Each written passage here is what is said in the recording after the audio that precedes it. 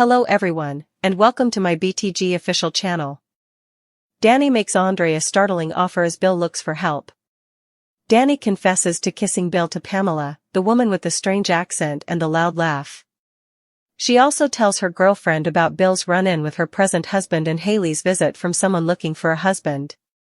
Pam, who takes pleasure in the rumors, poses a crucial query: is it reasonable to use Andre to incite Bill's jealousy if he is excellent for Dani as well as for her? And what happens if Andre eventually demands more from Dani than she can offer, such as children? The arrival of Dani's present spouse, who just finished working out, interrupts them. Dani makes the decision to take Andre home after spotting Bill seated at a table across the room. But not before stopping to appear incredibly content in front of her ex. Bill strolls over to Pamela, obviously thinking she will assist in stopping Dani's stupidity. She notes that she was unable to persuade Dani to leave her previous husband, who was a complete piece of work, in full-fledged Moira Rose mode.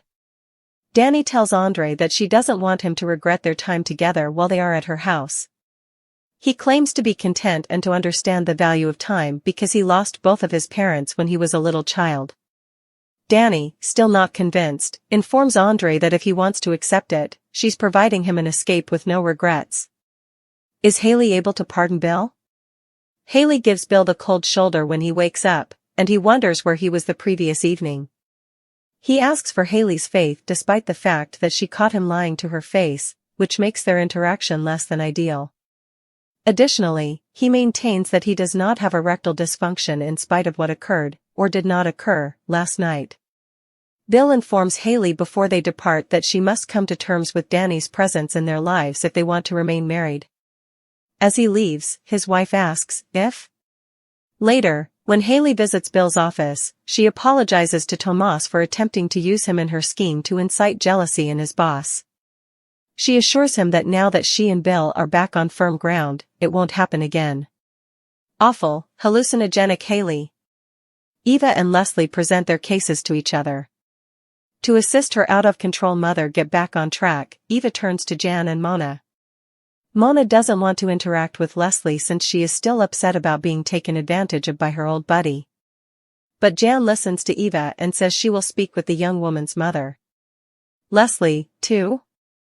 She's at the office, across town, confronting Tomas about his affair with her daughter. She implies that the only reason Tomas is with Kat is because he is an upwardly mobile guy and she is the safe option. Eva later connives to get her mother to meet with Jan, who confesses that she is perplexed. Is Leslie the cunning rhymer who preyed on Nicole or the genuinely decent individual who is assisting with Barbara's and Peach's care? Leslie's apparent emotional outburst after Jan offers to start over leaves us wondering the same thing. You don't know how lonely I've been, the former Dana acknowledges. Can Naomi and Jacob resolve this? At the country club, Jacob and Andre meet, and things swiftly spiral out of control. Jacob expresses his disapproval of Andre's recent marriage rather clearly, implying that Ashley is a major factor.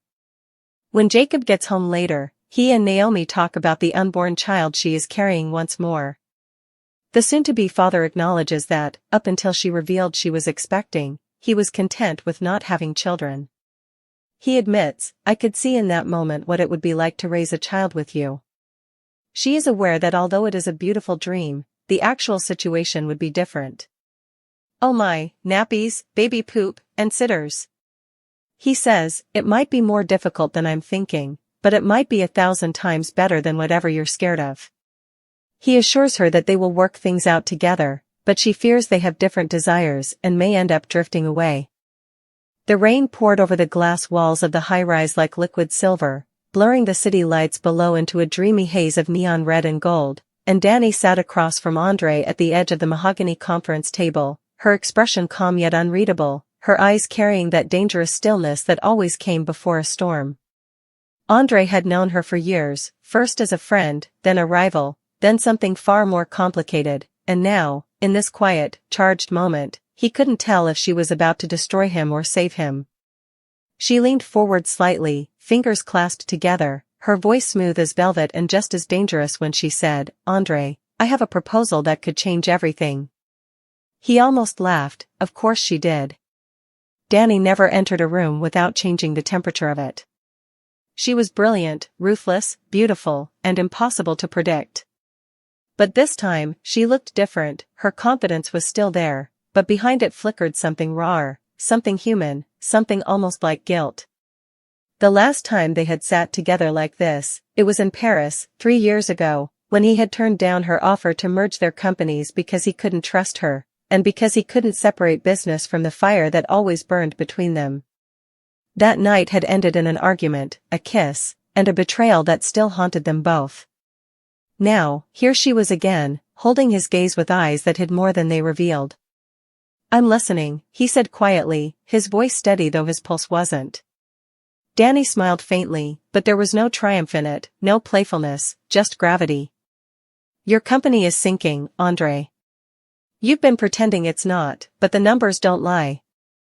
You need capital, you need leverage, and you need someone who still believes in you." He wanted to interrupt, to remind her that she was the reason half of his investors had abandoned him after the Paris fiasco, but he stayed silent. He knew she was right. The markets had turned, his partners had lost faith, and he'd been fighting a losing war for months. Still, hearing it from her stung worse than the truth itself. "And I suppose you're that someone," he said finally. Dani's lips curved slightly. "In a way." She reached into her briefcase and pulled out a thin folder, sliding it across the table. Andre hesitated before opening it, but when he did, he froze. The documents inside weren't business contracts, they were personal. Bank transfers. Wire receipts. Photos. One in particular caught his eye, a photograph of him with his father, years ago, in front of the old factory that started their empire. His father had died protecting that company from a hostile takeover, and now Dani's file suggested that his death hadn't been an accident at all. "What is this?" he demanded, his voice low and sharp. "Proof," Dani said softly. "Proof that your father's death wasn't what you were told. Proof that the same board members who turned against you now were the ones who arranged it. I've been digging for months, Andre. I did it for reasons I can't fully explain, not yet, but I found what you've been too blind or too scared to see." His hands tightened around the folder. A mix of rage and disbelief flooded through him. "Why are you showing me this now?" he asked. "Because," she said, her tone darkening, "I want you to help me destroy them." Andre stared at her. The woman he had once loved, the woman who had betrayed him to his competitors, was now offering him vengeance wrapped in truth. "You expect me to just trust you again," he said bitterly. "After everything you did?" Dani looked away for the first time, her composure cracking just slightly. "I didn't betray you," she said quietly. "Not the way you think. The deal in Paris wasn't about money, it was about protection. They were threatening me, Andre. They said they'd ruin both of us if I didn't cooperate. So I did what I had to do. But I never stopped believing in you." Her confession hit him like a punch to the chest. For years, he'd carried the bitterness of that betrayal like a scar, but now the edges of it began to blur, replaced by confusion, by reluctant empathy, by something dangerously close to longing.